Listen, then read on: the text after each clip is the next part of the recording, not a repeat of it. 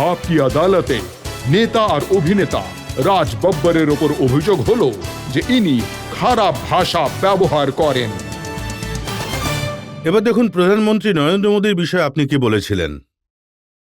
আপনি বলেছিলেন যে জানি না কিভাবে সিটি মেরে ৭৩টা সিট উনি নিয়ে গেলেন। আমি আজ অবধি মোদীর থেকে বড় তালিবাজ দেখিনি। এরকম কথা বলা ঠিক?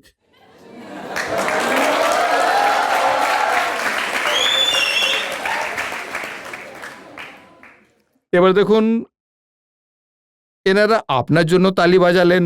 না না, আপনার জন্য তালি বাজিয়েছি। আমি আপনার জন্য, হ্যাঁ, আমার জন্য বাজিয়েছেন। আরেকবার।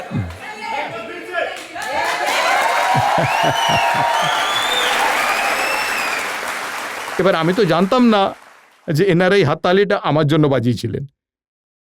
আমি তো খুবই আনন্দ পাবো যদি এই সত্যি কারুর বিষয় বলি যে আরে ভাই এ খুব ভালো হাততালি দিতে পারে।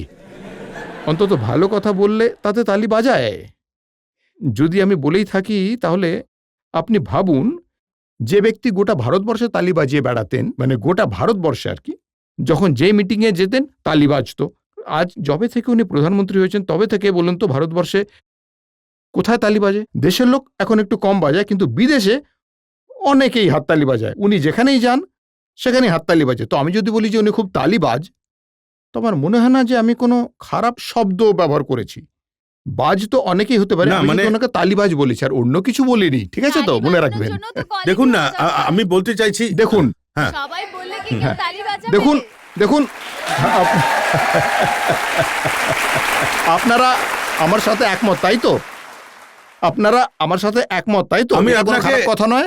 এক মিনিট ভাই, ওনাকে মাইক দিয়ে দাও। উনি কি বলবেন বলে নিন। হ্যাঁ, বলুন। ওনার মধ্যে কোনো কোয়ালিটি তো আছে, যেই কোয়ালিটি পাবলিক জানে, ওনাকে বুঝতে পারে, ওনার ভালো কাজগুলো বুঝতে পারে। ওই জন্যই আমি ওনার ব্যক্তিত্বতে এতই জোর আছে যে ওনার জন্য হ্যাটস অফ। উনি আমাদের দেশের নাম উজ্জ্বল করেছেন। দেখুন, এবার দেখুন এর মধ্যে কোথায় বলুন তো খারাপ কথা বলেছি আমি? যদি আমি বলে থাকি তালিবাজ, আরে আপনারা যেটা বলেছেন আমি তো সেটাই বলছি না। আপনার মতে কি বলে, যদি ভারতবর্ষের প্রধানমন্ত্রীর জন্য দেশ বিদেশে মানুষেরা হাততালি দেয়, সেটা কি গর্বের বিষয় না অপমানের বিষয়?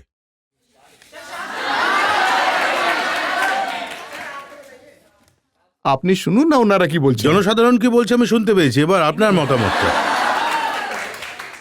এখন আমি একজন দায়িত্বশীল নাগরিক হিসেবে আমি যে কারোর জন্যই হাততালি দিই না।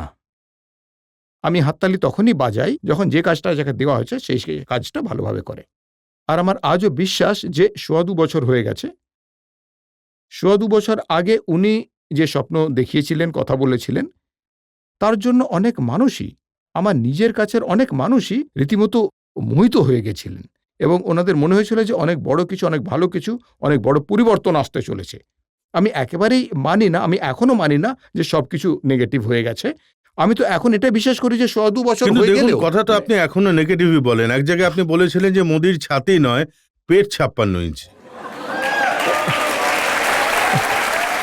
আমার মতে আমার অন্তত সত্যি কথা বলার অধিকার থাকা উচিত। যদি আমার কথা আপনারা বিশ্বাস না করেন, আমি তো ইঞ্চি টেপ নিয়ে ঘুরে বেড়াই না। কিন্তু যদি একটু মন দিয়ে দেখেন, ওনার ৫৬ ইঞ্চির রেফারেন্স ছিল পাকিস্তানকে নিয়ে, যে ওরা মাথা কেটে নিয়ে গেছে, আমরা দ্বিগুণ মাথা কেটে আনবো। আর যদি সীমান্তে মানে ওরা আগে এগিয়ে আসে, তাহলে যাদের ৫৬ ইঞ্চির ছাতি হয় তারা সামনে আসতে ভয় পায় না। তো আমার তো মনে হয় যে যারা সাহস দেখানোর, তো তারা রোজই সাহস দেখাচ্ছে। আমাদের সাধারণ নাগরিকদের মারছেন, আমাদের পাঠানকোটের ভেতরে ঢুকে আসছে, আমাদের দেশে যত্রতত্র যে জন খুন খারাপি হচ্ছে, গোটা কাশ্মীরের অবস্থা খারাপ হয়ে গেছে। আমার মনে হয়েছিল যে উনি বলেছেন, উনি অন্য কিছু বলতে চেয়েছিলেন, ওটা মুখ ফসকে বেরিয়ে গেছিল। উনি বলতে কিছু অন্য কিছু চেয়েছিলেন, অন্য কিছু বলেছেন। কারণ ইঞ্চি টেপের হিসেবে তো আমার মনে হয় না যে ওনার ছাতি সত্যি ৫৬ ইঞ্চি। হ্যাঁ, পেট অবশ্যই আমার মনে হয় ৫৬ ইঞ্চির আশেপাশে কোথাও হবে। মানে যদি আমি যেটা সত্যি কথা, কারণ আমি ওদের জন্য ইঞ্চি টেপ নিয়ে গেছিলাম না, আমি এনার জন্য ইঞ্চি টেপ নিয়ে গেছি। মোদিজির পেট তো আপনি মেপে নিয়েছেন, রাহুল গান্ধীর এখনো অবধি মাপেননি কেন আপনি?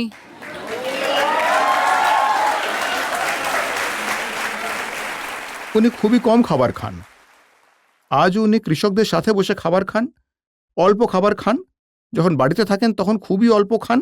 তো আপনি হয়তো দেখেছেন যে ওনার বডি যথেষ্ট প্রপোর্শনের, তো আলাদা করে মাপার প্রয়োজন পড়ে। কিন্তু এই জাতীয় কথা বলা আপনার কাছে নতুন কিছু নয়। আপনি ইলেকশনের সময় বলেছিলেন যে নরেন্দ্র মোদী হিটলার।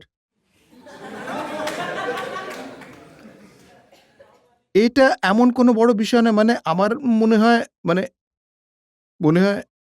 মানে কি আমার বাড়ির লোকেরাও কখনো কখনো আমাকে হিটলার বলে। কিন্তু শুধু তারা বলে- মোদীজি নয়, যাকেই আপনি পান।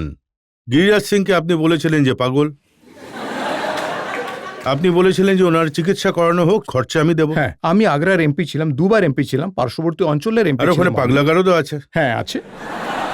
তো আমার মনে হয়েছিল যে ওনার যদি চিকিৎসা কোনো সমস্যা থাকে, কারণ উনি বাইরে থাকেন, অনেকটা দূরে থাকেন, উনি ওনার চিকিৎসা যা খরচা হবে আমি সেটা করে দেবো। আসাদুদ্দিন ওবেসির বিষয়ে আপনি বলেছিলেন যে ও একটা ছিঁচকে।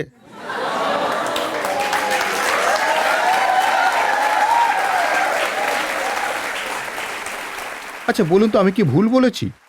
উনি আমার লোকাল একজন লোক, উনি আগ্রার লোক। আবার আগ্রাতে এরকম লোকেদেরও বেকারই বলা হয়, বেকার কথা বলা হয়, যে যেই মানুষটা সেটা বলে তাকে বেকার বলা হয়। কি ভুল বলেছি আমি? আমি তো কিছু ভুল বলিনি না, কোনো ভুল কথা নয়। যাতে আপনি পছন্দ করেন না সেরকম আপনি ঠিকই বলেছেন যে আপনি ছেড়ে কথা বলেন না। অমর সিং এর সাথে আপনার ঝগড়া হয়েছিল, আপনি ওনাকে দালাল বলে দিয়েছিলেন।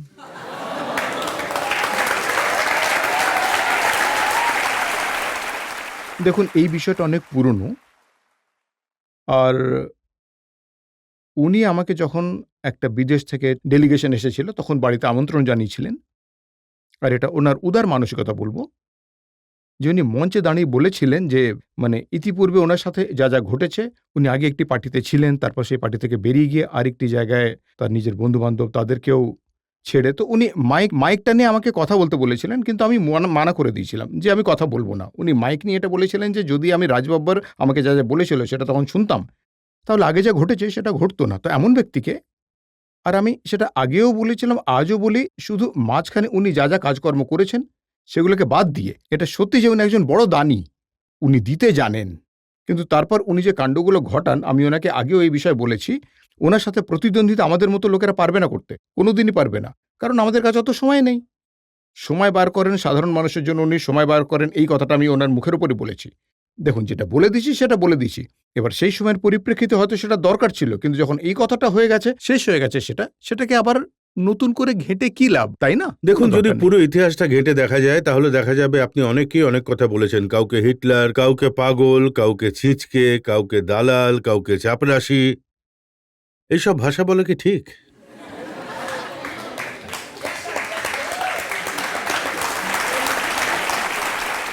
এবার আপনারা শুনুন, উনি জিজ্ঞেস করছেন এই ভাষাটি ঠিক কিনা। আমি তো নিজেও মাঝে মধ্যে বলে থাকি যে আমি একজন ভাঁড়, আমি আগেও বলেছিলাম, হ্যাঁ, নাচ গান করতাম, এটা তো শাস্ত্রে লেখা আছে যে আমরা নাট্যকার, এটাই আমাদের পেশা।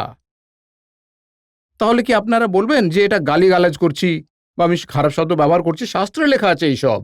আপনি মনে করেন যে এটা ভুল শব্দ এই সমাজে, যেটা আর কি ব্যবহৃত নয়, করা যাবে না, এই সমাজের ভাষাগুলো কোথাও না কোথাও সমাজের মধ্যে প্রতিনিয়ত ব্যবহার করতে থাকা উচিত এগুলো। তার কারণ হচ্ছে এতে এর যা উপমা সেটা বজায় থাকে, ঠিক আছে? তো আমি এটা অনুভব করতে পারি, এটা আমার মনে থাকে যে কিসের জন্য আমার এই পরিচিতি। আমাকে নাচ গান করা আর্টিস্ট বলে, আবার কেউ কৌতুক করে ভাঁড় বলে। আজকাল আমি অ্যাক্টর হয়ে গেছি, তারপর অ্যাক্টরের হয়ে থেকে স্টার হয়ে গেছি, কিন্তু সেটা অন্য বিষয়। আমি সেলিব্রিটি হয়ে গেছি, সেটা তো আলাদা বিষয়। কিন্তু যেটা সত্যি আপনার পরিচয়, সেই পরিচয়টাকে নিজের মাথায় রাখা উচিত, ঠিক আছে? কারণ সেটাই আপনার উন্নতি করা। এই কথাটা আপনি একদম ঠিক বলেছেন যে নিজের উপর হাস্য কৌতুক করতে পারে, তার থেকে বড় মানে আর কেউ হতে পারে না। এটা খুব ভালো কথা। এবার জনতাকে জিজ্ঞেস করে নি। হ্যাঁ স্যার, আমার প্রশ্ন হলো খাট সভা নিয়ে। আমি এটা জানতে চাইছি যে আমরা সবাই জানি যে রাহুল গান্ধীর ইমেজটা আসলে কি। ওনাকে বেশিরভাগ মানুষই সিরিয়াসলি নেন না, তো